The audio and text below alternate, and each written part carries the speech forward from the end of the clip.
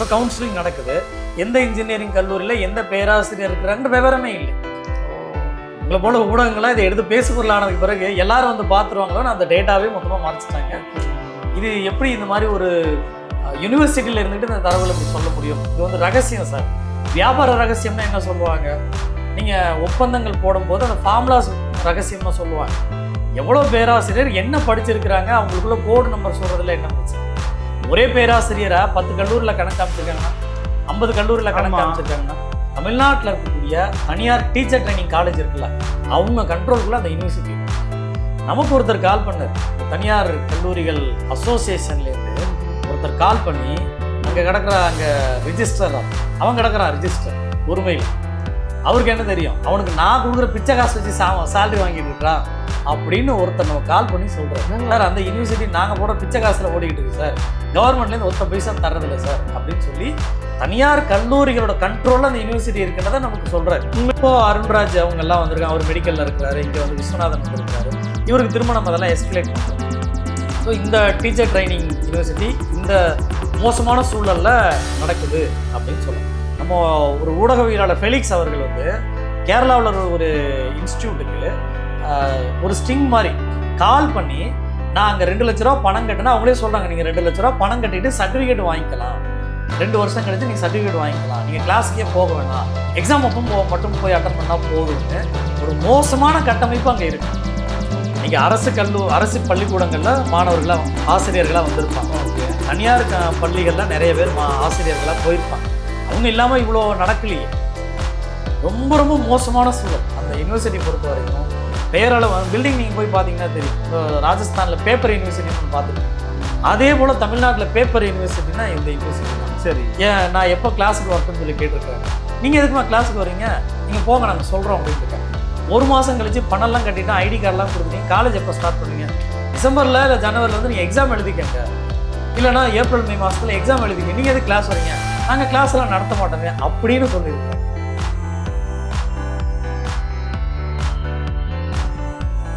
Fourth estate Tamil நேயர்களுக்கு அருள்மொழிவர்மனின் அன்பார்ந்த வணக்கங்கள். இது உங்கள் ஃபோர்த் எஸ்டேட் தமிழ் வழங்கும் பெருதனும் பெருதுக நிகழ்ச்சி. இன்றைக்கு நம்மோடு இணைந்திருக்கிறார் அறப்போர் இயக்கத்திலிருந்து மரியாதைக்குரிய திரு ராதாகிருஷ்ணன் அவர்கள். வணக்கம் சார். வணக்கம். எப்படி சார் இருக்கீங்க? நல்லா இருக்கேன், நீங்கள் எப்படி இருக்கீங்க? நலமாக இருக்கேன் சார், மிக்க மகிழ்ச்சி. இப்போ அண்மையில் பல முக்கியமான விஷயங்களை நீங்கள் ஆர்டிஓ மூலமாக வெளியிட்டு வரீங்க, அது மூலமாக தகவல்களையும் மக்களுக்கு கொடுக்குறீங்க, அரசாங்கத்துக்கும் விடுத்துறை செஞ்சுக்கிட்டு இருக்கீங்க. அந்த அடிப்படையில் ஆசிரியர் பயிற்சி கல்லூரிகளினுடைய முதல்வர்கள் விவகாரம் தொடர்பாக நீங்கள் எழுப்பிய ஒரு விவகாரம் வந்து பெரிய ஒரு விஷயத்தை வந்து மக்கள் முதல்ல கொண்டு போய் சேர்த்துச்சு. அதனுடைய பின்னணி என்ன? இன்றைய அரசு நீங்கள் இந்த விஷயங்கள்லாம் கேட்டு பெற்ற பிறகு எடுத்திருக்கவும் நடவடிக்கை என்ன? அதை பற்றி நம்ம தெளிவான விளக்கத்தை மக்களுக்கு கொடுங்களேன். தமிழ்நாட்டில் டீச்சர் ட்ரைனிங்காக இருக்கக்கூடிய யூனிவர்சிட்டி தான் டீச்சர் ட்ரைனிங் யூனிவர்சிட்டி, கல்வியியல் பல்கலைக்கழகம்னு சொல்லுவோம். இந்த பல்கலைக்கழகத்துக்கு கீழே தமிழ்நாடு முழுசும் ஒரு 600 கல்லூரிகள் இருக்குது. அண்ணா யூனிவர்சிட்டி கீழே வந்து 460 பொறியியல் காலேஜ் இருக்குது, பொறியியல் கல்லூரிகள். அதே போல் டீச்சர் ட்ரைனிங்காக தமிழ்நாடு முழுசும் இருக்கிறது. இந்த யூனிவர்சிட்டி தான் ரெகுலேட் பண்ணுவாங்க. ஸோ இவங்களோட வேலை என்ன அப்படின்னா, ஒவ்வொரு காலகட்டத்தில் எவ்ரி 2 to 3 இயர்ஸ் ஒரு தடவை போயிட்டு பிஎட், எம்எட், பிஏ இந்த போல் கோர்ஸுகளுக்கு அப்ரூவல் கொடுப்பாங்க. போய் அங்கே இருக்கக்கூடிய லேபை பார்ப்பாங்க. இப்போ வகுப்பறை நடத்துவதற்கான ப்ரெசன்டேஷன் பண்ணுறதுக்கு எல்லாமே இருக்கா, மாணவர்களுக்கான safety measurements, fire safety, hostel இதெல்லாம் இருக்கா, பேராசிரியர்கள் அந்த தகுதியோடு தான் இருக்கிறாங்களா, இல்லை வேறு எங்கேயும் வேலை செஞ்சுட்டு இங்கே போலியாக கணக்கு காமிக்கிறாங்களா, பயோமெட்ரிக் அட்டண்டன்ஸ் உண்டு, நிறைய செக் பண்ணணும். பொதுவாக மாணவர்களுக்கு 60 மாணவர்கள்னால் அந்த வகுப்பறை உட்பட அது போதுமான அளவு இருக்கா. அதே லேப் இருக்குது. இப்போ ஃபிசிக்ஸ் எக்ஸாம் எடுக்கக்கூடிய ஆசிரியருக்கு ஃபிசிக்ஸ் சம்மந்தப்பட்ட எல்லா உபகரணங்களும் இருக்கணும். அதே போல் கெமிஸ்ட்ரி எடுக்கக்கூடிய ஆசிரியர்களுக்கு இங்கே கெமிஸ்ட்ரி எல்லாமே செஞ்சு பார்க்குறதுக்கான லேப் இருக்கணும். நீங்கள் ஸ்கூலில் செஞ்சு பார்க்கக்கூடிய லேப் இருக்கு இல்லையா, அந்த லேபை வழி நடத்தக்கூடிய ஆசிரியர் தான் இங்கே படிப்பார். அப்போ அந்த லேபெல்லாம் பெரிய கட்டமைப்பாக இங்கே இருக்கும். இந்த லேப் இருந்தால் தான் நீங்கள் அங்கே போய் எல்லா மொழிப்பாடங்கள் உட்பட செய்முறை வகுப்புகள் உட்பட எல்லாமே இங்கே முதல்ல அவங்க செஞ்சு பார்க்கணும். அப்போ ஒரு பேராசிரியர் எத்தனை தடவை செஞ்சு பார்ப்பார்? 20 தடவை, 30 தடவை, 40 தடவை ஒவ்வொரு லேபும் செஞ்சு பார்ப்பார். அப்போ இது செய்கிறவங்கள சரியாக செஞ்சுருக்காங்களா இல்லையா? ஏன்னா இவங்களை ட்ரைன் பண்ணாதான் தமிழ்நாடு முழுசும் ஸ்கூலில் போய் இவங்க ட்ரைன் பண்ணுவாங்க. ஓகே, மாணவர்களை அடுத்த தலைமுறையை தயார்படுத்த வேண்டியதே இவங்க தான். அப்போ அந்த கல்வி வந்து போய் பார்த்து அந்த கல்லூரியில் கட்டமைப்பு இருக்கா, ஆசிரியர்கள் பெரியவங்கள இருக்காங்களா, அதே போல் அவங்க நேஷ்னல் ஜேர்னல்ஸ் எழுதணும், தேசிய அளவிலான இதழ்களில் இந்த ரிசர்ச் ஜேர்னல்ஸில் ஆர்டிக்கிள் எழுதணும், புதுசாக எழுதணும், புதிய கெமிஸ்ட்ரி ஃபார்முலாஸ் எழுதணும், ஃபிசிக்ஸ் நீங்கள் நிறைய கண்டுபிடிச்சி அதை தியரங்களை விளக்கணும், பல ஏற்கனவே கூடிய விஞ்ஞானிகள் சொல்லப்படுறதுல நீங்கள் டெரைவ் பண்ணணும். அப்போ தான் அப்டேட்டில் இருக்காங்கன்னு தெரியும். இதை போய் நீங்கள் மாணவர்கள் சொல்ல வேண்டிய இடத்துல இருக்கீங்க, இதை பார்த்துட்டு வரணும். அப்படி நம்ம ஆரம்ப காலகட்டத்தில் உங்களுக்கு தெரிஞ்சிருக்கும் அண்ணா யூனிவர்சிட்டி சம்மந்தமான ஸ்கேம் பண்ணீங்க. அதே போல் இங்கே நடக்குதுன்னு நமக்கு ஒரு செய்தி வருது. இன்னொரு பக்கம் பார்க்குறீங்கன்னா ஊடகங்கள்லாம் இந்த ஆசிரியர் கல்வியியல் கல்லூரிகள், இந்த கல்லூரிகளில் ஸ்டாஃபே இல்லை, வெறும் கேம்பஸ் மட்டும்தான் இருக்குது அப்படின்னு நமக்கு ரிப்பீட்டடாக புகார் வருது. ஓகே, இப்போ நம்ம இதை பற்றி தெரிஞ்சுக்கிறதுக்கு ஆர்டிஐ போடும். அண்ணா யூனிவர்சிட்டி வெப்சைட்டில் டேட்டா இருந்தது. பட் இப்போ அண்ணா யூனிவர்சிட்டியோட மோசமான சூழல் என்னென்னா, நம்ம வெளியிட்டதுக்கு பிறகு இது வரைக்கும் ஒரு தகவல் கூட வெளியிடலை. அண்ணா யூனிவர்சிட்டியை மொத்தமாக இழுத்து மூடிட்டாங்கன்னு கூட வச்சுக்கலாம். அந்த அளவுக்கு போயிருக்காங்களா? ஆமாம், நீங்கள் சொன்ன பிறகு ஆசிரியர்கள் பேராசிரியர்கள் இல்லை அப்படிங்கிற விவரங்களை வெளியிட்டீங்க நீங்கள். அதன் பிறகு அவங்க பட்டியல் விட்டு அப்புறம் அதெல்லாம் பண்ணணும்னு சொல்லி டைரக்ஷன்ஸ்லாம் வாங்கப்பட்டு பண்ணாங்க தானே? அதெல்லாம் வாங்கினாங்க. ஆனால் இது வரைக்கும் இப்போது போன மாதத்துக்கு மாதம் ஆய்வு செஞ்சுட்டு வந்தாங்க. இப்போ கவுன்சிலிங் நடக்குது. எந்த இன்ஜினியரிங் கல்லூரியில் எந்த பேராசிரியர் இருக்கிறாங்கன்னு விவரமே இல்லை. உங்களை போல ஊடகங்களாக இதை எடுத்து பேசுபொருள் ஆனதுக்கு பிறகு எல்லாரும் வந்து பார்த்துருவாங்களோன்னு அந்த டேட்டாவே மொத்தமாக மறைச்சிட்டாங்க. 2 வருஷமாக வெளியிலே வரல. இப்போ இது வந்து அண்ணா யூனிவர்சிட்டிக்கு மட்டுமே இல்லை, எல்லா யூனிவர்சிட்டிலையும் இருக்கணும். அப்போ இது கீழே இதை விட பெருசு இன்ஜினியரிங் கல்லூரியோட 680 200க்கும் மேற்பட்ட கூடுதலாக இருக்கக்கூடிய கல்லூரிகள். அப்போ இந்த விவரங்கள் வெப்சைட்டில் இல்லை. பெயரளவுக்கு கல்லூரியோட பட்டியல் மட்டும் இருக்குது. அப்போ நம்ம முறையீடுக்கு போகிறோம், ஆர்டிஐ போடுறோம், 2024 ஆர்டிஐ போடுறோம். அவங்க என்ன தகவலை மறுக்கிறாங்க. வழக்கம் போல் 81J6 அது இதுன்னு ஏதோ சொல்லி நிராகரிக்கிறாங்க. நம்ம ஆணையத்துக்கு போயிட்டோம். 2 வருட போராட்டத்துக்கு பிறகு நினைவூட்டல் கடிதம்லாம் அனுப்பினதுக்கு பிறகு போன மாதத்துக்கு மாதம் வந்திருந்தது. அவங்க கேட்குறாங்க என்ன இதுக்காக இது பொதுநலன் சார்ந்து இருக்குது அப்படின்னு. அவங்க ஒன்று 81Jன்னு சொல்லி சொல்கிறாங்க. இது 81Jன்னா என்னது? பாதுகாப்பு சம்மந்தப்பட்டது. சரி, அதாவது 81 பிரிவுகளில் ஒரு 3-4 பிரிவுகள் இருக்குது. இந்த பிரிவுகளில் தகவலை மறுப்பாங்க. இது வந்து உடல், அதாவது கொடுக்க மறுக்கிறதுக்கான தகவல். பொதுவாக 81ல் மறுக்கிறதுக்கான பிரிவுன்னு சொல்லுவாங்க.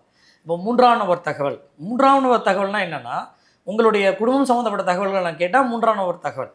ஆனால் நீங்கள் என்ன படிச்சிருக்கீங்க, ஏன்னா நீங்கள் கவர்மெண்ட்டில் வேலை செய்கிறீங்க. ஆமாம், அப்போ நீங்கள் என்ன படிச்சிருக்கீங்க நான் கேட்குறது எப்படி? அது எப்படி 81Jல வரும்? இது அப்படி தான் காரணங்கள் நிறைய சொல்லுவாங்க. அதே போல் பாதுகாப்பு கருதி இப்போ இராணுவ ரகசியம் அப்படின்னா மறைப்பாங்க. அது போன்ற பல பிரிவுகளை குறிப்பிட்டு இவங்க மறுக்கிறாங்க. அதை ஆணையத்தில் நம்ம பிரேக் அவுட் பண்ணுறோம். இல்லைங்க இதுக்கு முன்னால் இராணுவ ரகசியம்லாம் இல்லைங்க அப்படின்னு சொல்கிறோம். அது இராணுவ ரகசியம் இல்லை சார், மாணவர்களோட வாழ்க்கை சம்மந்தப்பட்டது. இங்கே பேராசிரியர் இருக்கிறாங்கன்றாங்க, இங்கே பேராசிரியர் இல்லாமலே அப்ரூவ் பண்ணுறாங்க, இது மோசடிகள் ஏற்கனவே நடக்குது சார் அப்படின்னு சொன்னோன்னா நீங்கள் ஏன் வெளியிட மறுக்கிறீங்க அப்படின்றாங்க. அங்கே ஆணையத்தில் அவங்க தரப்புக்கு கருத்துக்களை கேட்டுட்டு இல்லைங்க வேறு வழியே இல்லை, இது வெளியிட்டே ஆகணும்னு ஆர்டர் போடுறாங்க. சொல்லப்போனால் அங்கே இருக்கக்கூடிய பதிவாளர் அவருடைய சார்பில் தான் DR விஜயகுமார் வருவார். அவர் டெப்யூட்டி ரிஜிஸ்ட்ரார். அவர் வந்துட்டு என்ன சொல்கிறாருன்னா, இதெல்லாம் வந்து உடல் நலன் உயிருக்கு ஆபத்து ஏற்படுத்தக்கூடிய தகவல்கள். ஒரு பேராசிரியர் வேலை செய்கிற கணக்கை வெளியிட்டா அவருக்கு உயிருக்கு ஆபத்து ஏற்படுத்தக்கூடிய விளைவுகள் சார், நாங்கள் எப்படி வெளியிட முடியும்னு கேட்குறாரு. இது எப்படி இந்த மாதிரி ஒரு யூனிவர்சிட்டியில் இருந்துக்கிட்டு இந்த தகவல் எப்படி சொல்ல முடியும்? இது வந்து ரகசியம் சார். வியாபார ரகசியம்னா என்ன சொல்லுவாங்க? நீங்கள் ஒப்பந்தங்கள் போடும்போது அந்த ஃபார்முலாஸ் ரகசியம்னு சொல்லுவாங்க. எவ்வளோ பேராசிரியர் என்ன படிச்சிருக்கிறாங்க, அவங்களுக்குள்ள கோடு நம்பர் சொல்கிறதுல என்ன பிரச்சனை? ஒரே பேராசிரியராக 10 கல்லூரியில் கணக்கு காமிச்சிருக்காங்கன்னா, 50 கல்லூரியில் கணக்கு காமிச்சிருக்காங்கன்னா, அப்போ இந்த மோசடி நடக்குது இல்லையா? இதை எக்ஸ்பிளைன் பண்ணதுக்கு பிறகு கடைசியாக ஆணையர் வந்து நீங்கள் எல்லாமே வெளியிட்டாகணும் அப்படின்னு சொல்லி ஒரு 4 மாத காலம் அவகாசம் கொடுத்தாங்க. கால அவகாசம் முடிஞ்சிருச்சு, இன்னும் வெளியிடவே இல்லை. இன்னும் வெளியிடலை. பதிவாளர் வந்து ராஜசேகர்னு இருக்கிறார். சொல்லப்போனால் அங்கே பொன்முடி அவர்கள் தான் அந்த கல்லூரியை, அந்த யூனிவர்சிட்டியை 2008 ஆரம்பிக்கிறார். அதில் ஆரம்பிக்கும் போதே அதில் சப்கமிட்டின்னு சொல்லுவோம். டீச்சர் ட்ரைனிங் யூனிவர்சிட்டியே பொன்முடி காலத்தில் உருவாக்கப்பட்டிருக்கு. ஆமாம், ஓகே. அவர் வந்து அண்ணாமலை யூனிவர்சிட்டியிலோட அவர் நண்பர் ஒருத்தர் தான் வைஸ் சான்சலர் இங்கே கொண்டு முதல்ல போட்டு ஆரம்பிக்கிறார். அதில் சப்கமிட்டின்னு சொல்லக்கூடிய கன்வீனர் கமிட்டி. அந்த கன்வீனர் கமிட்டியில் தனியார் கல்லூரிகளுடைய ரெப்ரசன்டேட்டிவாக யாரோ ஒரு ஓனர் அங்கே இருக்கலாம் அப்படின்ற மாதிரி உள்ளார கொண்டு வர்றாங்க. அப்படின்னா என்னென்னா, அந்த யூனிவர்சிட்டி இன்னைய வரைக்கும் தமிழ்நாட்டில் இருக்கக்கூடிய தனியார் டீச்சர் ட்ரைனிங் காலேஜ் இருக்குல்ல, அவங்க கண்ட்ரோலுக்குள்ள அந்த யூனிவர்சிட்டி இருக்குது. நமக்கு ஒருத்தர் கால் பண்ணார், இந்த தனியார் கல்லூரிகள் அசோசியேஷன்லேருந்து ஒருத்தர் கால் பண்ணி, அங்கே அங்கே ரிஜிஸ்டரார் அவன் கிடக்கிறான், ரிஜிஸ்டர் உரிமையில். அவருக்கு என்ன தெரியும், அவனுக்கு நான் கொடுக்குற பிச்சை காசு வச்சு சேலரி வாங்கிட்டு இருக்கிறான் அப்படின்னு ஒருத்தர் நம்ம கால் பண்ணி சொல்றாரு. நாங்கள் ஒரு அரசு கல்லூரியில் ஒரு அரசு பல்கலைக்கழகத்தில் வேலை பார்க்குறவங்கள வந்து இப்படி பேசுகிறாங்க. அவர் அந்த ஏன்னா அவர் நாங்கள் சொல்கிறத செய்கிறதுக்கு தான் சார் அவன் இருக்கான். நாங்கள் கொடுக்குற பைசா வச்சு தான் சார் நமக்கு அந்த அவங்க கால் பண்ணாங்க, கால் பண்ணி சார் அந்த யூனிவர்சிட்டி நாங்கள் போடுற பிச்சை காசில் ஓடிக்கிட்டு இருக்கு சார், கவர்மெண்ட்லேருந்து ஒத்த பைசா தர்றதில்லை சார் அப்படின்னு சொல்லி தனியார் கல்லூரிகளோட கண்ட்ரோலில் அந்த யூனிவர்சிட்டி இருக்குன்றதை நமக்கு சொல்கிறார். உண்மை நிலையம் அதுதானா? உண்மையிலேயே அப்படி தான் இருக்கிறதா தான் தெரியுது. ஏன்னா இந்த இஷ்யூ நம்ம ஆரம்பிக்கும் போது இது வரைக்கும் பேராசிரியர் பட்டியல் வரவே இல்லைங்க. வருஷத்துக்கு ஏறக்குறைய 1 லட்சம் பேர் படிக்கக்கூடிய கல்லூரிகள் இருக்கு. மொத்தம் 640 கல்லூரி இருக்குன்றீங்க. 660 பக்கம் இருக்கு. 20 கவர்மெண்ட் எய்டட், 680. இதுல நீங்க பிரைவேட் சேர்த்து தானே சொல்றீங்க? ஆமா, எல்லாமே சேர்த்து தான் சொல்றீங்க. பிரைவேட் வந்து தனியார் வந்து 660, கவர்மெண்ட் எய்டட் 20 தான். சரி, மொத்தமே 680 தான். ஓகே. ஒரு 70,000 80,000ல இருந்து 1 லட்சம் மாணவர்கள் படிக்கிற காலேஜஸ். இந்த காலேஜ் உருப்படியா நடக்கணுமா இல்லையா? இவங்க உருப்படியா நடந்தாதான் ஸ்கூல்ல போய் பசங்களுக்கு நீங்க 1ஆவதுல இருந்து 12ஆவது வரைக்கும் பாடம் எடுக்க ஒழுங்கா பாடம் எடுக்க முடியும். அப்போ கல்வித்தரம் எங்க குறையுதுன்னா இவங்க சரியா நடத்தல. இப்போ இங்க 2 வருஷத்துக்கு முன்னால கொஸ்டின் பேப்பர் லீக் ஆச்சு. ஆமா, பொன்முடி அவர்கள் வந்து உடனடியா மறுப்பு தெரிவிச்சு திரும்பலாம் தேர்வு நடத்தலாம் பார்த்துருக்கோம். கொஸ்டின் பேப்பர் லீக் இங்க காலங்காலமாவே நடக்குது. இந்த டீச்சர்ஸ் ட்ரைனிங் காலேஜை பொறுத்த வரைக்கும் ரெகுலராகவே நடக்குது. அங்கே கேம்பஸ் மட்டும் இருக்கு, உள்ளார பேராசிரியர்களே கிடையாது. பேருக்கு அவங்க வரும்போது மட்டும் அட்டண்டன்ஸ் இருக்கும். அப்போ எப்படி உள்ள இருக்க முடியும்? மாணவர்கள் என்ன பண்றாங்க? அதுதான் சிக்கலாகவே இருக்கு. நீங்க என்னமோ படிங்க, அதனால தான் கொஸ்டின் பேப்பரை லீக் பண்றாங்க. நீங்க யூனிவர்சிட்டிலேருந்து கொஸ்டின் பேப்பர் செட் பண்ணா மாட்டிப்பாங்கன்றதுக்காக தான் அட்டானமஸ் வாங்கிக்கிறது. நாங்களே எங்க கல்லூரியை நிர்வகிச்சுப்போம், நாங்களே எங்க கல்லூரி மாணவர்களை எக்ஸாம் நடத்திப்போம், பணம் கொடுத்தா அட்டண்டன்ஸை போட்டுப்போம், பணம் கொடுத்தா பாஸ் பண்ணி சர்டிஃபிகேட் கொடுத்துருவோம். இந்த லெவலில் தான் தனியார் கல்லூரிகள் டாமினேஷன் ஹெவியாக அதிகமாக இருக்குது. அதே போல் இங்கே பதிவாளர் யார் வரணும், வைஸ் சான்சலர் யார் வரணும், இதெல்லாம் யார் முடிவு எடுப்பாங்க, கண்ட்ரோலர் ஆஃப் எக்ஸாமினர் யார் வரணும், கண்ட்ரோலர் ஆஃப் அஃபிலியேஷன் கல்லூரிகளுக்கு அங்கீகாரம் கொடுக்குறாங்களே இவங்கெல்லாம் யார் வரணும்னு இந்த தனியார் கல்லூரிகள் எடுக்கிற கண்ட்ரோலில் இருக்குன்றாங்க. அவங்க தான் முடிவு பண்ணுறாங்க அப்படின்றாங்க. கொஸ்டின் பேப்பர் லீக்லேயே நம்ம தனியார் கல்லூரிகள், ஏன்னா அந்த காலகட்டத்தில் தனியார் கல்லூரிகளில் எக்ஸாம் சென்டர்ஸ் ஹெவி. அதுக்கு முன்னால் வரைக்கும் 60-70 சென்டர்ஸ் தான் இருந்தது. பட் 150-160 மாற்றும் போது தான் கொஸ்டின் பேப்பர் லீக் நடந்தது. இப்போ கொஞ்சம் குறைஞ்சிருக்குன்னு வச்சுக்கோங்க. ஸோ இந்த தனியார் கல்லூரிகளுடைய கண்ட்ரோலில் ஒரு யூனிவர்சிட்டியே இருக்குன்றது அப்பட்டமாக தெரியுது. பதிவாளர் போன வருஷம் நம்ம ஆர்டிஐ தொடர்ந்து ஃபாலோ பண்ணுறோம். அவர் ஒரு எச்சரிக்கை வார்னிங் கொடுக்குறாரு. அஸ் அ பதிவாளராக நான் சொல்கிறேன், நீங்கள் இந்த தேதிக்குள்ளே உங்கள் கல்லூரியில் படித்தவங்க வேலை செய்கிறவங்க பிரின்சிபல் இந்த விவரங்கள் கொடுக்கலாம், உங்கள் கல்லூரி நான் ரத்து பண்ணிடுவேன்ற. அதாவது ஒரு ரெஜிஸ்டராக செய்ய வேண்டிய வேலை தனியார் கல்லூரி அந்த கல்லூரியை நோக்கி சில விவரங்களை கேட்குறாரு, கொடுக்குறது அவங்க கடமை, கொடுக்க வேண்டியது கடமை. கொடுக்கலன்னா என்ன பண்ணுவீங்க? நீங்கள் பதிவாளர் ரத்து பண்ணுவீங்க இல்லையா? திரும்பவும் நினைவூட்டல் கடிதம் அனுப்புறாரு. பதிவாளர் ஆட்சியர் வந்து திரும்ப நினைவூட்டல் ஒரு வாய்ப்பு கொடுக்குறாரு. சரி, ஓகே, சரி. இப்போ அதுக்கு ஒரு காலம் கொடுக்குறாங்க. திரும்பவும் வரல, நீங்க கொடுத்துட்டீங்க 2வது டைம், இப்போவும் நான் தரல, கட்டாயமா ரத்து தான் பண்ண முடியும். திரும்பவும் நீங்க நினைவூட்டல் கடிதம் அனுப்புவீங்க. எத்தனை அனுப்புவீங்க? கடந்த 2 வருடமா 6-7 கடிதங்கள் அனுப்பிச்சிருக்கிறார். போன மாதம் ஆகஸ்ட் ஜூலை 27ஓட 25-27ஓட நாங்கள் முடிக்க போகிறோம், எல்லா பிரின்சிபல் விவரங்களையும் கொடுங்கன்றாங்க. ஒரு மோசமான சூழல் என்னன்னா, இந்த இஷ்யூவில் நம்ம இறங்கும் போது 500 கல்லூரிகள் பக்கத்தில் பிரின்சிபால்ஸ் லிஸ்ட்டே கிடையாது. எங்க பிரின்சிபல் லிஸ்ட்டில் பிரின்சிபலே இல்லையாங்க? பிரின்சிபலே இல்லை. அஃபீஷியலாகவே இவங்க பேரே இல்லாமல் தான் பட்டியலை வெளியிடுறாங்க. அப்புறம் ப்ரெஷருக்கு பிறகு 2021 ஒரு 200க்கு விடுபடுது போடுறாங்க. திரும்பவும் நம்ம அதை கேள்வி எழுப்புகிறோம். ஒரு 200 பக்கம் விடுபட்டு வந்ததுக்கு பிறகு திரும்ப போன வருஷம் எழுப்பணும். திரும்ப ஒரு 100 பேருக்கு போட்டாங்க. இப்போ ஜூன் ஜூலைக்கு முன்னால் கேட்டோம், அப்போ ஒரு 100 பேருக்கு போட்டிருக்காங்க. இன்னைய வரைக்கும் 120க்கு மேற்பட்ட இடங்களில் பிரின்சிபல்ஸ் லிஸ்ட்டு இல்லை. அவங்களாம் ரத்து செஞ்சுருக்கணும். இந்த வருஷம் இப்போ அட்மிஷன் நடக்குது, இப்போ நடந்துகிட்டு இருக்கு. இப்பயும் அந்த நடந்துகிட்டு இருக்கு, அந்த கல்லூரிகள் இப்போ நடந்துகிட்டு இருக்கு. இந்நேரம் லிஸ்ட் வெளியிட்டு இருக்கணும்ல. நீங்கள் பிரின்சிபல் லிஸ்ட்டே எனக்கு தரல, அப்போ நான் என்ன பண்ணணும்? ரத்து பண்ணணுமா இல்லையா? அந்த லிஸ்ட்டே வெளியிடல. அப்போது ஒவ்வொரு முறையும் போன வருஷம் கொடுத்துருந்தாலே 300 கல்லூரி பக்கம் நீங்கள் தடை செஞ்சுருக்கணும். அதுக்கு நீட்டிச்சுக்கிட்டே வந்ததுக்கப்புறம் 200 கல்லூரியாக நீங்கள் தடை செஞ்சுருக்கணும். ஒஸ்ட் சினாரியோ இந்த மாதம் நீங்கள் 100 கல்லூரிக்கு மேலே தடை செஞ்சுருக்கணும். அப்போ தடை செய்யலாம் என்ன அர்த்தம்? ஒரு காசு வாங்கிட்டாரோ நம்ம கேள்வி வருமா வராது, சந்தேகம் வருது. பொன்முடி இருந்தார், அவர் இந்த கேள்வியை நம்ம வலுவாக எழுப்பினது பிறகு அண்ணா யூனிவர்சிட்டி கேஸு இதெல்லாம் தொடர்ந்து வந்ததுக்கு பிறகு அவர் உடனே வனத்துறைக்கு மாற்றிட்டு கோவி செலியன் அவர்களை போட்டார். கோவி செலியன் அவர்களுக்கு நல்லாவே தெரியும் நம்ம இந்த இஷ்யூ எஸ்கலேட் பண்ணியிருக்கோம், தொடர்ந்து கொடுத்துருக்கோன்னு தெரியும். பி சங்கர் செக்ரட்டரியாக இருந்தார், ஐஏஎஸ் வந்து செக்ரட்டரியாக இருந்தார். அவர் இருக்கும்போது அவருக்கும் கடிதம் போயிருந்தது, இது போல் இங்கே மோசடி நடக்குது, அண்ணா யூனிவர்சிட்டி போல் இதோட மோசமாக இங்கே நடக்குது, இதை ஏதாவது சரி பண்ணுங்க அப்படின்னு. ஒரு நடவடிக்கை கூட எடுக்கலை. கோவி செலியன் இருந்த வரைக்கும் இந்த பல்கலைக்கழகம் பற்றி வாயே திறக்கலன்னு சொல்லலாம். அண்ணா யூனிவர்சிட்டி பற்றியாவது ஏதாவது பேசினார். டீச்சர் ட்ரைனிங் யூனிவர்சிட்டி பற்றி ஒரு வார்த்தை கூட அவர் பேசலைன்றதான் நம்ம புரிஞ்சுக்கிட்டது. இப்போது அருண்ராஜ் அவங்கெல்லாம் வந்திருக்காங்க, அவர் மெடிக்கலில் இருக்கிறாரு, இங்கே வந்து விஸ்வநாதன் வந்திருக்கிறாரு. இவருக்கு திரும்ப நம்ம அதெல்லாம் எஸ்கலேட் பண்ணுறோம். ஸோ இந்த டீச்சர் ட்ரைனிங் யூனிவர்சிட்டி இந்த மோசமான சூழல்ல நடக்குது அப்படின்னு சொல்லலாம் இருக்கிறதுலேயே. இல்லை இதில் என்ன சந்தேகம்னா, இன்னைக்கு வந்து ஏற்பட்ட பிரச்சனை இல்லை. இது வந்து ஒரு இப்போ கிட்டத்தட்ட நீங்கள் சொல்ல மாதிரி ஒரு 10 ஆண்டு கால பிரச்சனைன்னு சொல்லலாம் இல்லையா? 10 ஆண்டு காலமாக இந்த தனியார் கல்லூரிகள் எந்த விதமான முழுமையான நபர்களை வைத்து கொள்ளாமல் தான் தேர்வு நடத்தி எக்ஸாம்ஸ் இது பண்ணி அந்த மாணவர்களுக்கு பயிற்சி கொடுத்து அவங்களை வெளியில வந்து டீச்சராக மாத்துறாங்க. டீச்சராக மாற்றிருக்கிறாங்க, அப்படிதான் இருக்கிறாங்க. அப்போ இதில் டீச்சராகி வந்தவங்க எப்படிங்க ஒழுங்காக பாடம் நடத்த முடியும்? அவங்களால எப்படிங்க ஃபுல்லாக வந்து எம்பவர் பண்ண முடியும் ஸ்டூடெண்ட்ஸை? இன்னொரு கொடுமை என்னென்னா, நீங்கள் ஸ்டூடெண்ட்ஸே அங்கே நிறைய பேர் போகிறதில்ல. போன ஜூனுடைய இறுதி வாரத்தில் இதே பதிவாளர் கடிதம் அனுப்புகிறார், நம்ம எஸ்கலேட் பண்ணுறோம். அண்டை மாநிலங்கள்லேருந்து இப்போது ஆந்திரா, இந்த பக்கம் கேரளாவிலேருந்துலாம் நிறைய மாணவர்கள் பெயரளவுக்கு இங்கே அட்மிஷன் ஆகப்படுது. இதே யூனிவர்சிட்டி சான்றிதழும் கொடுக்குது. ஆனால் அங்கே பெரும்பாலும் வகுப்புக்கே வர்றதில்லை. ஏன்னா பேராசிரியர் இல்லை. கல்லூரிக்கு மாணவர்களை அட்மிஷன் போட்டுக்கிறாங்க, பணம் வாங்கிக்கிறாங்க. பேராசிரியர் போட்டால் செலவு. அப்போ பேராசிரியரை கம்மியாக காமிக்கிறாங்க. பேராசிரியர் கம்மியாக இருக்கிறதுனால என்ன ஆகுது, நிறைய லீவ் விட்டுருது, இல்லைனா வரவே வேணாம்னு சொல்லிடுது.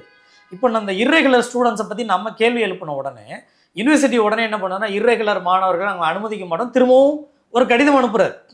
நடவடிக்கை எடுத்துருக்கணுமா இல்லையா? ஆமாம். அப்போது மாணவர்கள் இங்கே வகுப்புக்கே வரலை, ஆனால் 2 வருஷம் முடிஞ்சு அவங்க சர்டிஃபிகேட் கிடச்சிருது.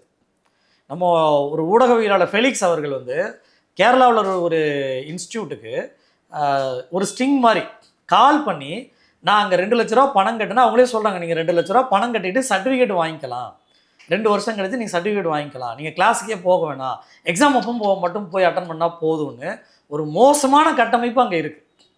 இதை நம்ம கேள்வி எழுப்பினதுக்கு பிறகு இவங்க திரும்பவும் கடிதம் அனுப்புகிறார். உண்மையாகவே பதிவாளராக இருக்கிறதுக்கான எந்த தகுதியும் அவருக்கு இல்லை. கோவை செழியன் அவர்கள் இந்த 3-4 வருடம், ஏறக்குறைய 3 வருஷம் அந்த அமைச்சராக எதுக்கு இருந்தாருன்னே தெரியலை, ஒரு நடவடிக்கை கூட எடுக்கல. இல்லை, இந்த கல்வியியல் துறையில், அதாவது இந்த டீச்சர் ட்ரைனிங் யூனிவர்சிட்டியினுடைய ரெஜிஸ்ட்ராரை நியமிக்கிறது யார்? அரசு தான், தமிழ்நாடு அரசு தான். இப்போ அவருக்கு இன்னும் எவ்வளோ நாள் பதவிக்காலம் இருக்குது? அதை குறித்து இன்னைக்கு உயர்கல்வித்துறை அமைச்சர் முடிவெடுக்க முடியுமா, முடியாதா? கண்டிப்பாக முடிவெடுக்க முடியும். இன்னைக்கு உயர்கல்வித்துறை அமைச்சராக இப்போ தான் வந்திருக்கிறார். இதுக்கு முன்னாடி அருண்ராய் இருந்தார். அருண்ராய் அவர்களுக்கு தெரியும் நம்ம இந்த இஷ்யூலாம் அவருக்கு தெரியும். அவங்க கொஞ்சம் நடவடிக்கை எடுக்கிறதெல்லாம் முயற்சியெல்லாம் எடுத்ததா சொல்லப்பட்டுச்சு. இப்போ வந்திருக்கிறவருக்கு இன்னும் ஒரு மாதம் கூட ஆயிருக்காது. இதுக்கப்புறம் தான் தெரிய வரும். ஆனால் இன்னைக்கு புனரமைக்க வேண்டிய சூழல் அங்கே இருக்கானா இருக்குது. முதல் விதி சட்டமன்றத்தில் பேசணும். விஸ்வநாதன் அவர்களுக்கு முதல் வேலை என்ன அப்படின்னா, அந்த யூனிவர்சிட்டியில் ஒரு கன்வீனர் கமிட்டி ரேஞ்சில் இருக்கக்கூடிய சப் கமிட்டி, அதில் தனியார் கல்லூரிகள் அங்கே இருக்க முடியும்னு இருக்கு. ஒரு ரெப்ரசன்டேட்டிவ் இருக்கிறாங்க. அவங்க சிண்டிகேட்டில் இருக்கட்டும், ஏன் கன்வீனர் கமிட்டியில் இருக்கணும்? கன்வீனர் கமிட்டின்றது சிண்டிகேட்டுக்கு மேலே. இன்னைக்கு கன்வீனர் இல்லை, வைஸ் சான்சலர் போடல. வைஸ் சான்சலருக்கு ஏறக்குறைய ஈக்குவலான பவரில் ஒரு தனியார் கல்லூரி, அவர் டிஎம்கேவுடைய மாநில கல்வி பிரிவுடைய துணைத் தலைவர். அவரு தான் வந்து அந்த பேர் என்ன, நாராயணன் சொல்லி அவரு தான் வந்து இதில் இருக்கிறார், நம்ம டீச்சர்ஸ் யூனிவர்சிட்டியோடைய சப் கமிட்டியில் இருக்கிறார். அப்போ கிட்டத்தட்ட அவங்களாம் எடுக்கிற முடிவு மாதிரி தான் இருக்குது இது. ஆமாம், அதாவது தனியார் கல்லூரிகளாக சேர்ந்து எடுக்க முடிவு மாதிரி தான் இருக்குது இது இல்லையா? அந்த யூனிவர்சிட்டியே தனியார் கல்லூரிகளோட கண்ட்ரோலில் தான் ஏறக்குறைய இருக்குது. அவங்க வச்சா அட்மிஷன் டேட்டை எக்ஸ்டெண்ட் பண்ணிகிட்டே போவாங்க. அட்மிஷன் டேவு இப்போ ஆகஸ்ட் 31 வச்சுக்கோங்களேன். அவங்க நினைச்சா செப்டம்பர் கொண்டு போயிடுவாங்க, அக்டோபர் கொண்டு போவாங்க, ஜனவரி வரைக்கும் கொண்டு போவாங்க. யூனிவர்சிட்டிக்கு கீழே காலேஜஸ் இருக்கணுமா, காலேஜோட கொண்டு யூனிவர்சிட்டி இருக்குமாங்க? ஆச்சரியமா இருக்குங்க இது. உண்மையிலேயே ரொம்ப மோசமான சூழல்ல கடந்த அதிமுக திமுக ஆட்சியில் அது நடந்திருக்குன்னு வெளிப்படையாக தெரியுது. நம்ம கேட்டது ஒரு 3 வருஷம் டேட்டாங்க. ஒரு யூனிவர்சிட்டி நினைச்சா நடக்குமா, நடக்காது. நம்ம கேட்கறது இல்லாத தகவலை கேட்கல. எங்கேயோ இல்லாத தகவலை நீங்கள் தோண்டி எடுத்துகிட்டு வந்து கொடுங்க, வானத்துலேருந்து எடுத்துகிட்டு வந்து கொடுங்கன்னு கேட்கல. வருஷம் இவங்க ஆய்வுக்கு போகிறாங்க. இந்த வருஷம் கூட ஒரு 150 காலேஜுக்கு போயிருக்காங்க. போகும்போது அருண் இருக்கிறார், ஃபோட்டோ பார்த்தாச்சு, நீங்கள் படிக்கிற சர்டிஃபிகேட்டை பார்த்தாச்சு, சேலரி ஸ்லிப்பு பார்த்தாச்சு, பயோமெட்ரிக் அட்டண்டன்ஸ் இருக்குது, என்னென்ன நீங்கள் ஆர்டிக்கிள் எழுதிருக்கிறீங்க, ரிசர்ச் பேப்பர்லாம் எழுதி பார்த்துட்டு டிக் பண்ணிவிட்டு வந்ததுக்கு பிறகு தானே யூனிவர்சிட்டி இந்த காலேஜுக்கு அப்ரூவ் பண்ணுங்கன்னு சொல்லணும். அந்த தரவு தானே நம்ம கேட்குறோம். ஏன் தரல? 3 வருஷமே தரல. ஏன்னா இவங்க ஆய்வுக்கே போலையா? இப்போ ஆய்வுக்கு போனாங்களா நமக்கு சந்தேகம். நமக்கு இப்போ வந்திருக்க தகவல் படி ஆர்டியில் வாங்கின வேற ஒரு டேட்டாவில் ஒருத்தர் சுரேஷ்ன்ற ஒருத்தர் 5 கல்லூரி ஆய்வு செஞ்சுட்டு வந்திருக்கிறார், 8 கல்லூரி ஆய்வு செஞ்சிருக்கிறார் ஒரே நாளில். அப்போ யாருமே இல்லை போட்டிருக்கு அந்த கல்லூரிகள் எல்லாம். கல்லூரிகள் அங்கே இருக்கா இல்லையா, இவர் போனாரா இல்லையான்றதான் இதுக்கப்புறம் தான் நம்மளுடைய தொடர்ந்து ஒரு நாள்லே வந்து கம்மிங்க. ஒரு கல்லூரிக்கு போய் ஆய்வு நடத்துறதுங்கிறது அத்தனை பேராசிரியர்கள் இருப்பாங்க. அவங்க ஒவ்வொருத்தருடைய டேட்டாஸ்லாம் நீங்கள் வாங்கணும், என்ன பண்ணிட்டு இருக்கிறாங்கன்னு தெரிஞ்சுக்கணும் இல்லையா? இதில் இன்னும் நிறையா இருக்குது. என்ஐடிடிஆர் சொல்லுவாங்க, நேஷ்னல் டீச்சர் ட்ரைனிங் ரிசர்ச். அவங்க ஒரு மாடியூல் கொடுப்பாங்க. அதாவது ஒவ்வொரு வருஷம் மாணவர்கள் எப்படி வளர்கிறார்களோ, அவங்க பொது சமூகம் எப்படி வளர்கிறதோ, இந்த அறிவு சிந்தனையை கொண்டு போய் ஆசிரியர் அவங்கள்ட்ட கொடுக்கணும். ஆமா, என்ஐடியும் அதான் சொல்லும். அந்த இதை வந்து இவங்க பாடத்தில் ஊற்றி இதை தான் மாணவர்களுக்கு இவங்க கொண்டு போய் சொல்லி கொடுப்பாங்க. அப்போ இவங்க அப்கிரேட் ஆகிறதே இங்கே ரொம்ப முக்கியமாக இருக்குது. ஆனால் இங்கே பெயரளவுக்கு வெறும் கட்டடம் மட்டும் இருக்குது. அங்கே ஆசிரியர் இருக்க மாட்டாங்க, மாணவர் இருக்க மாட்டாங்க. சர்டிஃபிகேட் மட்டும் அங்கேருந்து அச்சடித்து கொடுப்பாங்க. காசு கொடுத்தா சர்டிஃபிகேட்டை தரதா தான் நிறைய தனியார் கல்லூரிகள் இன்னைக்கு இயங்குறதா நம்ம நிறைய கேள்விப்படுறோம். ஓகே, இப்போ நம்ம எனக்கு என்ன சந்தேகம் அப்படின்னா, இதிலிருந்து வெளிவந்தவங்க எல்லாருமே ஆசிரியர்களாக மாற முடியுமா? டெட் எக்ஸாம் எழுதானே மாற முடியும் அவங்க டெட் எக்ஸாம் ஒரு தகுதிக்கான தேர்வு. ஓகே, இன்னைக்கு அரசு பள்ளிக்கூடங்களில் ஆசிரியர்களாக வந்திருப்பாங்க. ஓகே, தனியார் பள்ளிகளில் நிறைய பேர் ஆசிரியர்களாக போயிருப்பாங்க. அவங்க இல்லாமல் இவ்வளோ நடக்கலையே. அதே போல் வெளிநாடுகளுக்கு நிறைய பேர் வேலை தேடி போகிறதுமே இருக்குது. எங்கே போனாலும் கல்வியை வந்து இவ்வளோ மோசமான சூழலில் நடத்திக்கிட்டு இருக்குன்னா அந்த பல்கலைக்கழகத்தை நம்ம கேள்வி கேட்க வேண்டிய சூழல் தான் இருக்குது. இப்போ இது வந்து மற்ற மாநிலங்களை ஒப்பிடும்போது எப்படி இருக்குது? அல்லது மற்ற ஸ்டேட்ஸ், ஃபார் எக்ஸாம்பிள் பாண்டிச்சேரியோ அல்லது கேரளாவோ ஆந்திராவோ கர்நாடகாவோலாம் டீச்சர் ட்ரைனிங் யூனிவர்சிட்டிஸ் அவங்க எப்படி இயங்கிக்கிட்டு இருக்காங்க? நம்ம ஒப்பிட்டளவில் எப்படி இருக்கிறோம்? கம்பேரிட்டிவ்லி மற்றதை காட்டிலும் இங்கே மாணவர் சேர்க்கை அதிகம், கல்லூரிகளும் அதிகம். இருக்கிறதே மற்ற மாநிலம் காட்டிலும் இங்கே தான் அதிகம். இன்ஜினியரிங் காலேஜும் இங்கே தான் அதிகம், டீச்சர் ட்ரைனிங் காலேஜும் அதிகம். நம்மளாம் முன்னாலாம் ஒன்று சொல்லுவோம், லா படிக்கிறதுக்குன்னா நீங்கள் ஆந்திரா போங்கன்னு சொல்லுவோம் இல்லையா? கேரளாவில் இருக்கிறவங்களாம் சொல்லுவாங்க, டீச்சர் ட்ரைனிங் போகணுமா தமிழ்நாட்டுக்கு போங்க, இன்ஜினியரிங் ஆகணுமா தமிழ்நாட்டுக்கு போங்க. எவ்வளோ நல்ல பேர் வாங்கி வச்சுருக்கோம் பார்த்தீங்களா? டீச்சர் ட்ரைனிங்கு இன்றைக்கி கர்நாடகாவில் மொழி இல்லை, தமிழ் அவங்க பானன் பிராடப்பு வேறு லாங்குவேஜ், அவங்க படிக்கக்கூடாதுன்னு கிடையாது. ஆனால் தமிழில் 100 மார்க் எடுத்தவர்கள்லாம் இருக்கிறாங்க. அப்போ அந்த அளவில் தான் இவங்க பாடம் சொல்லி கொடுத்துருக்காங்க, கொஸ்டின் பேப்பர் திருத்தி இருக்கிறாங்க, மார்க் போட்டிருக்காங்க அப்படின்றது பார்க்க முடியும். இது இன்னொரு பக்கம் பார்த்தீங்கன்னா கேரளாவில் அவங்க நிறைய சென்டர்ஸே இருக்குது. பேக்கேஜ்னால் நீங்கள் ஒரு அட்மிஷன் சமயத்தில் சொல்லிட்டிங்கன்னா 5 நாள் ட்ராவல் பேக்கேஜில் இங்கே வந்து தங்கி அட்மிஷன் போட்டுட்டு திரும்பவும் அவங்களே கூப்பிட்டு போயிடுவாங்க. அந்த மாதிரி ஏஜென்சியே நிறைய இருக்குது. ஏஜென்சி வந்து டூர் பேக்கேஜ் மாதிரி சொல்கிறீங்க, அவங்க அப்படி தான் போட்டிருக்காங்க. நீங்கள் அவங்க அந்த ஆடில் பார்த்தீங்கனாலே நிறைய இன்ஸ்டியூஷனுக்கு ஆடு போட்டிருக்காங்க. அந்த ஆடில் பார்த்தீங்கனாலே தமிழ்நாடு அரசு அங்கீகாரம் பெற்ற பல்கலைக்கழகத்துடைய சான்றிதழ் கிடைக்கும், இந்த ஏஜென்சி அணுகுங்க. அவங்களுக்கு கால் பண்ணி கேட்டாலே சொல்லுவாங்க. ரொம்ப ரொம்ப மோசமான சூழல் அந்த யூனிவர்சிட்டி பொறுத்த வரைக்கும். பெயரளவு பில்டிங் நீங்கள் போய் பார்த்தீங்கன்னா தெரியும். இந்த ராஜஸ்தானில் பேப்பர் யூனிவர்சிட்டின்னு ஒன்று பார்த்துருப்பீங்க. அதே போல் தமிழ்நாட்டில் பேப்பர் யூனிவர்சிட்டினா இந்த யூனிவர்சிட்டி தான். அங்கே ஒரு புதிய கோர்ஸ் இன்ட்ரடியூஸ் பண்ணுறதுக்கு ஆளுங்களே கிடையாது.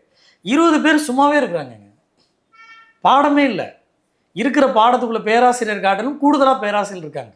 நீங்கள் வேறு இடங்களில் நிறைய அரசு கல்லூரிகளில் பேராசிரியர் இல்லாமல் தவிக்கிறாங்க. ஆனால் இங்கே சர்ப்ளஸில் இருக்காங்க. புது ப்ரோக்ராமை இன்ட்ரடியூஸ் பண்ணுறதில்ல, எக்ஸாம் நடத்துறதுல டேட்டை தள்ளிட்டு வருவாங்க. கொஸ்டின் பேப்பர் நிறைய லீக் இருந்தது. அதே போல் கொஸ்டின் பேப்பர் என்ன செட் பண்ணப்படுதுன்னு முன்னாலே சொல்லப்பட்டுக்கிட்டலாம் எல்லாம் நிறைய கேட்டிருக்கும். இதில் நிறைய செக்ஸுவல் அபியூஸ் எல்லாம் நடந்திருக்குன்னு சொல்லிலாம் கேட்டிருக்கோம். ஓகே, அந்த அளவுக்கு யாருக்கு பார்வைக்கும் படாமலே இருக்குது. அதான் சொல்கிறேனே, வேறு எந்த யூனிவர்சிட்டிலையும் ஒரு தனியார் கல்லூரியுடைய நிறுவனர் கல்லூரி சார்ந்தவர் வந்து கன்வீனர் கமிட்டியில் அந்த சப் கமிட்டியில் இருக்கவே முடியாது. ஆனால் இந்த யூனிவர்சிட்டியில் இருக்க முடியும். அவங்க கண்ட்ரோலில் தான் இவ்வளோ நாளாக இருக்குன்றாங்க. இப்போ நமக்கு என்ன பண்ணணும்னா, இவ்வளோ மாணவர்கள் தரம் குறைந்து போனதுக்கு இந்த யூனிவர்சிட்டி ஒரு மிகப்பெரிய ரீசன். பதிவாளர் அவரோட வேலை என்னன்னு நினைக்கிறீங்க? ஒரு கல்லூரி, ஒரு இவ்வளோ பெரிய பல்கலைக்கழகம், ஆண்டுக்கு கோடிக்கணக்கில் வரக்கூடிய தொகையும் வரக்கூடிய பல்கலைக்கழகம் தான். நினச்சா நிறைய ப்ரோக்ராமர்ஸை இன்ட்ரடியூஸ் பண்ண முடியும். ஆமாம், ரிசர்ச் ஜேர்னல்ஸ் இவங்க நிறைய பண்ண முடியும். தமிழ்நாட்டை கல்வியில் மேம்படுத்துறதுக்கான நல்ல வாய்ப்பு. 600 கல்லூரிகள் நீங்கள் மேனேஜ் பண்ணுறீங்க. சரியான கல்லூரிகளை நடத்துங்க. மதுரையிலேருந்து ஒரு அம்மா ஒருத்தவங்க நமக்கு கால் பண்ணியிருந்தாங்க. ஏற்கனவே ஜெர்மனில் அவங்க வந்து அங்கே இருந்துட்டு வந்திருக்கிறாங்க. இதே ட்ரைனிங் இன்ஸ்டியூட்டில் இருந்துட்டு வந்திருக்கிறாங்க. இங்கே எதுலையாவது படிக்கலாம்னு சொல்லி கோர்ஸ் அப்ளை பண்ணியிருக்காங்க. கோர்ஸ் அப்ளை பண்ணிட்டு காலேஜுக்கு போயிருக்காங்க. மதுரையில் காலேஜ், அது ஒரு டீச்சர் ட்ரைனிங் காலேஜ். சரி, நான் எப்போ கிளாஸுக்கு வரட்டும்னு சொல்லி கேட்டிருக்கிறாங்க. நீங்கள் எதுக்குமா கிளாஸுக்கு வரீங்க, நீங்கள் போங்க நாங்கள் சொல்கிறோம் அப்படின்னு இருக்காங்க. 1 மாதம் கழிச்சு பணம்லாம் கட்டிட்டு ஐடி கார்டெலாம் கொடுத்துட்டீங்க, காலேஜ் எப்போ ஸ்டார்ட் பண்ணுவீங்க? டிசம்பரில் இல்லை ஜனவரியில் வந்து நீங்கள் எக்ஸாம் எழுதிக்கங்க, இல்லைனா ஏப்ரல் மே மாதத்தில் எக்ஸாம் எழுதிக்க, நீங்கள் எதுக்கு கிளாஸ் வரீங்க, நாங்கள் கிளாஸ் எல்லாம் நடத்த மாட்டோமே அப்படின்னு சொல்லியிருக்கிறாங்க. அவங்க கட்டடம்லாம் இருக்குமா? கட்டடம்லாம் இருக்கும், ஃபேன்ல பெஞ்செல்லாம் போட்டிருப்பாங்க, அதெல்லாம் இருக்கும். நீங்கள் மாணவர்கள் அட்மிஷன் செல்ல தவிர உள்ளார இருக்கக்கூடியது ரொம்ப ரொம்ப குறைவான கட்டமைப்பு.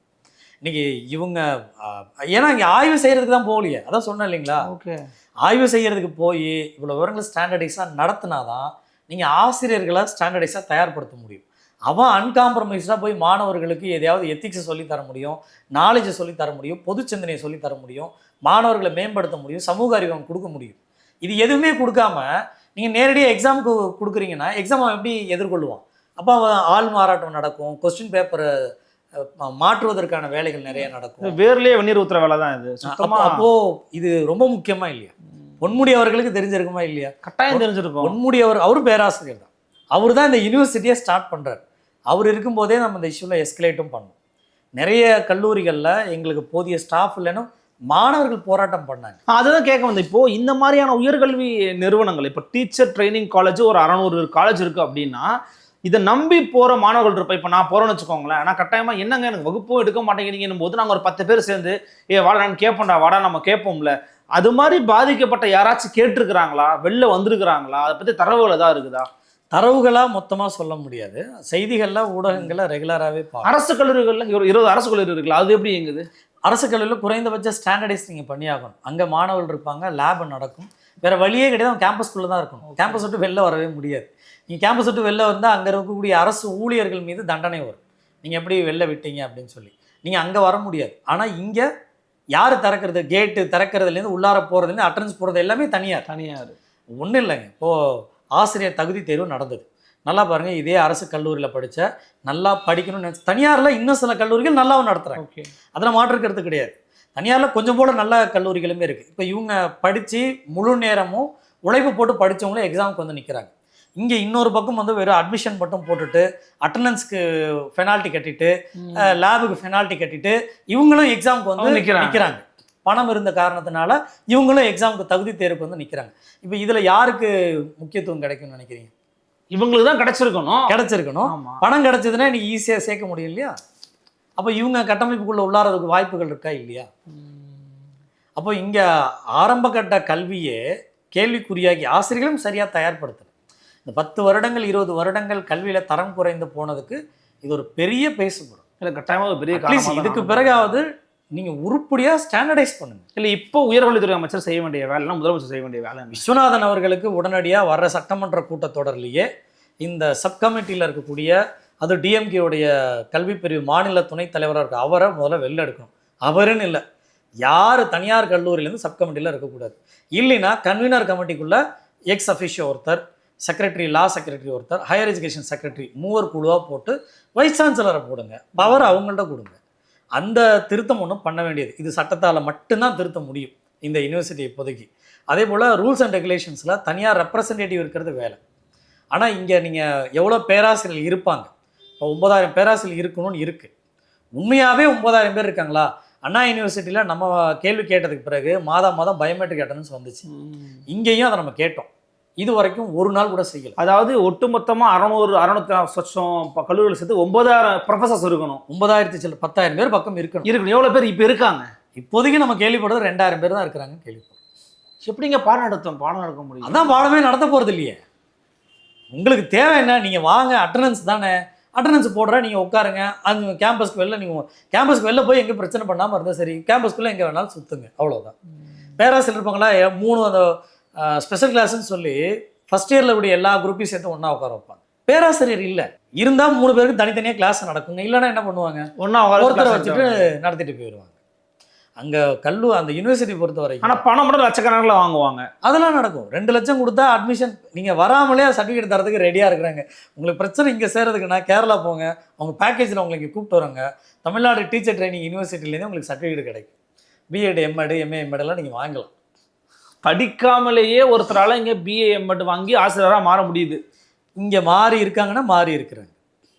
ஒன்றும் இல்லை, இப்போது இந்த யூனிவர்சிட்டிக்கு ஒதுக்கக்கூடிய உண்மையாகவே நல்ல கட்டமைப்பு, கேம்பஸும் நல்ல கட்டமைப்பு. ஒரே ஒரு விஷயம் அவங்க செய்யணும். இப்போ விஸ்வநாதன் அவர்கள் ஒன்று சட்ட திருத்தம் பண்ணணும், இன்னொரு பக்கம் வந்து என்ன பண்ணணும், எல்லா பேராசிரியர் விவரங்களை உடனடியாக வெளியிடலாம். இந்த வருஷம் நீங்கள் ரத்து பண்ணிடுங்க அப்படின்ற நடவடிக்கை எடுக்கணும். 3வதாக இவங்க எல்லாரும் பயோமெட்ரிக் அட்டண்டன்ஸ்குள்ளே கொண்டு வரணும். ஆன்லைன் பயோமெட்ரிக் அண்ணா யூனிவர்சிட்டியில் நீங்கள் ஆன்லைனில் அங்கே எங்கே இருந்தாலும் சென்னைக்கு தான் ஃபெச் ஆகும். அந்த மாதிரி பண்ணிங்கன்னா அட்லீஸ்ட் குறைந்தபட்சம் தடுக்கிறதுக்கு வழி. இன்னொரு பக்கம் என்னன்னா என்ஐடி என்ன சொல்லியிருக்குன்னா நீங்கள் இன்ஸ்பெக்ஷன் போகும்போது வீடியோ ரெக்கார்ட் பண்ணியிருக்கணும். இவங்க தான் போயிருக்கணும்ல, போனதான் வீடியோ ரெக்கார்ட் பண்ணுறது. இன்ஸ்பெக்ஷன் போயிருக்கணும்ல. ஒரு கல்லூரிக்கே நீங்கள் 5 பேர் ஒரே நாளில் போய் பார்த்துருக்கிறாரு, எப்படி சாத்தியம்? இந்த மாதிரி மோசடிகள் தொடர்ந்து நடக்கிறத பார்க்குறோம். விஸ்வநாதன் அவர்கள் கொஞ்சம் வேகமாக இது செயல்படும், இந்த யூனிவர்சிட்டி முதல்ல காப்பாற்றுறதுக்காக. பார்க்கலாம் இந்த விவகாரத்தில் என்ன ஒரு அடுத்தடுத்து முயற்சி பண்ணுறாங்கிறத பொறுத்து இருந்து பார்க்கலாம். இந்த தனியார் இந்த டீச்சர் ட்ரைனிங் யூனிவர்சிட்டி தொடர்பாகவும் இந்த கல்லூரிகள் தொடர்பாகவும் பலவிதமான கருத்துக்களை வழங்கினதுக்கு ரொம்ப நன்றி சார். நன்றி.